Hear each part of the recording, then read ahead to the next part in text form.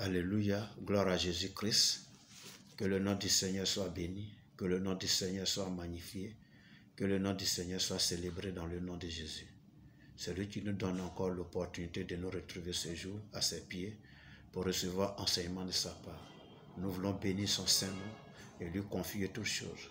Nous prions que son esprit vienne diriger et orienter ce moment, que son sang couvre ces instants afin d'anéantir et de repousser tout ce qui est distraction, tout ce qui est vagabondage d'idées, tout ce qui peut nous empêcher une très bonne écoute et une production véritablement de cet enseignement. Qui règne notre Dieu en maître absolu sur ces instants dans le nom de Jésus-Christ. Bien-aimé, merci de te connecter à nouveau à moi. Merci de prendre plaisir à me suivre. Merci parce que je sais que tu veux faire le chemin avec moi. Je sais que tu m'encourages par tes vues, tu m'encourages par tes likes, tu m'encourages par tes partages, tu m'encourages par tes commentaires. Que Dieu te bénisse. Et si tu t'es pas encore abonné, je t'invite vraiment à le faire. Je t'exhorte vraiment à t'abonner et on va faire chemin ensemble. Que Dieu te bénisse donc. Assieds-toi confortablement et nous allons échanger la parole de Dieu ensemble. Dans les dernières vidéos que j'ai produites par la grâce de Dieu, je parle de témoignage, je parle de l'évangélisation. Parler de la Pentecôte et après la Pentecôte, le témoignage. Parler de la puissance de Dieu pour pouvoir témoigner. On avait besoin de cette puissance pour témoigner. Et j'ai parlé de la dernière vidéo, j'ai parlé du message clé, essentiel, primordial que nous devons apporter lorsque nous évangélisons. Et dans ce que je disais, il y a un mot qui est beaucoup revenu, c'était la repentance. Alors la repentance, c'est quoi? Il avait promis en parler aujourd'hui. Et Dieu me fait grâce donc d'en parler. La repentance est une souffrance intérieure. La repentance est un chagrin intérieur qui est produit par une conviction du péché et un profond désir de changement. Qu'est-ce que je vais dire? Je vais dire, quand on parle de référence, quand on parle de repentance et quand on fait allusion à la repentance, il est question de quelqu'un qui a eu la conviction que la vie qu'il mène est désagréable et qu'il est un pécheur. Et ça lui donne une certaine souffrance intérieure dans son cœur, dans son âme. Il en souffre beaucoup. Il est fatigué et il a ce désir profond-là de changer de trajectoire. Alléluia. Dans les passages que nous avons lus les dernières fois, parlant des actes des apôtres le jour de la Pentecôte, notamment le chapitre 2 en son verset 37, la Bible dit, après avoir entendu ce discours, il eut le cœur vivement touché et il dit à Pierre et aux autres apôtres, hommes frères, que ferons-nous? Alléluia. Ça veut dire qu'il y a ce cœur qui est touché, donc une souffrance intérieure qui est produite par la conviction du péché et un profond désir du changement. Hommes frères, que ferons-nous? C'est le début de la repentance. Alléluia. Et la repentance, qu'est-ce que je veux dire? Conduit à la conversion. Alléluia.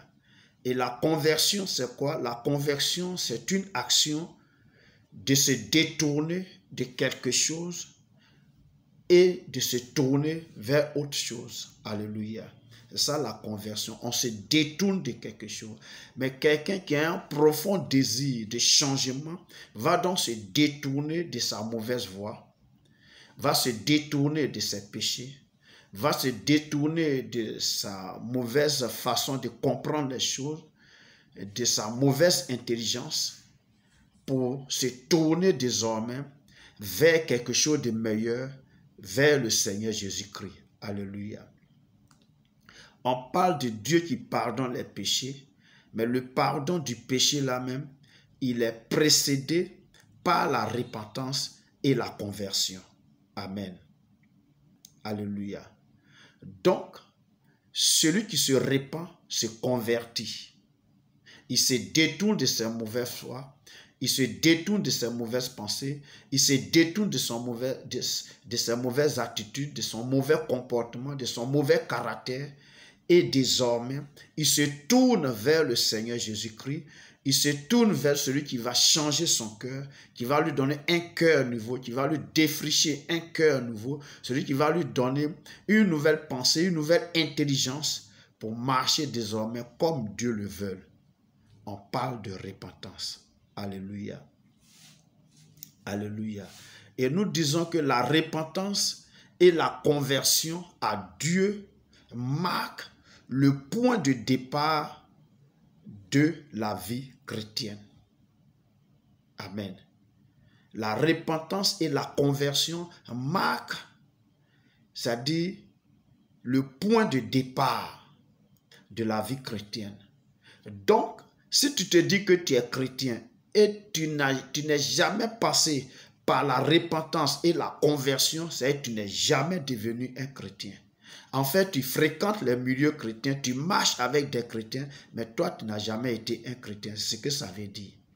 Donc, pour devenir chrétien, là, on passe par la repentance et la conversion. On parle aussi de naître de nouveau, de nouvelles naissances. Alléluia.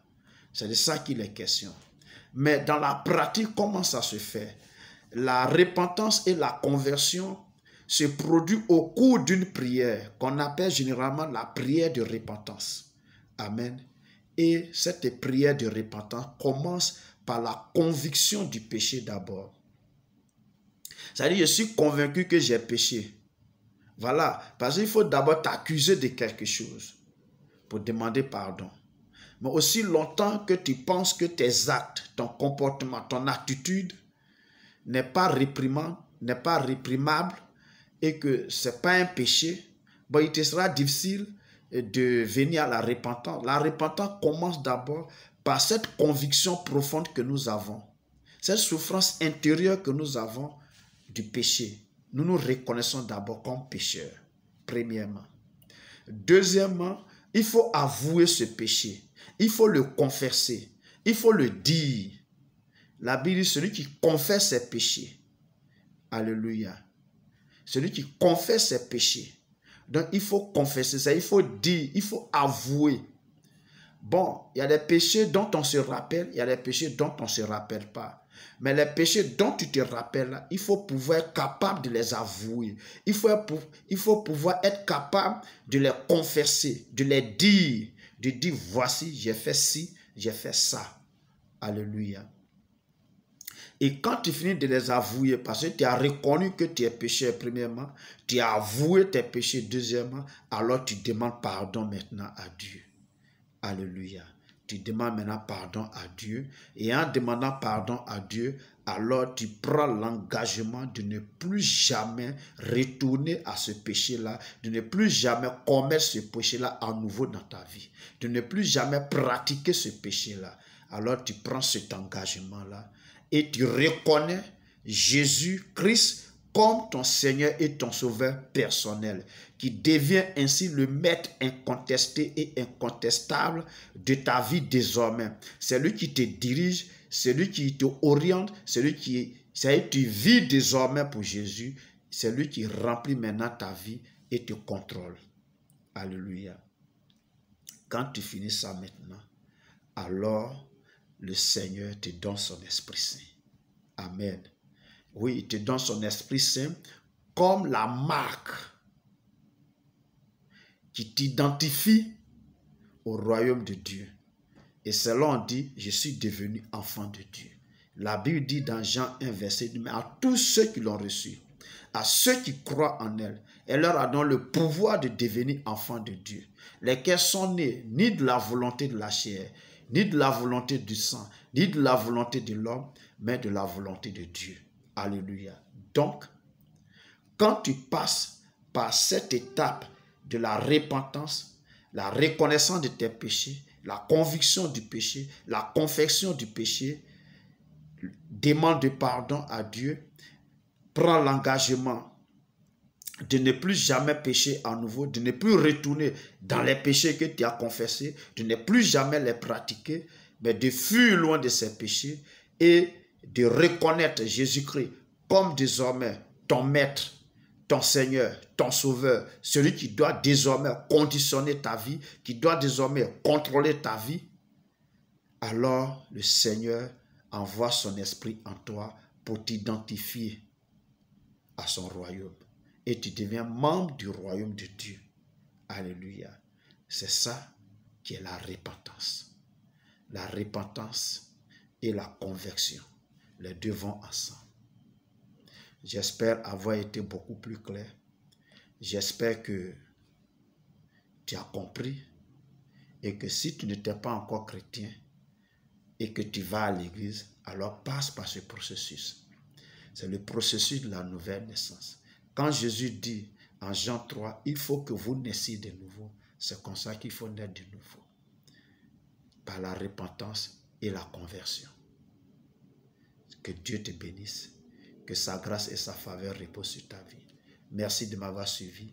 Merci de m'avoir écouté. Nous sommes à la prochaine. D'ici là, porte-toi bien. Dans le nom de Jésus-Christ. Amen.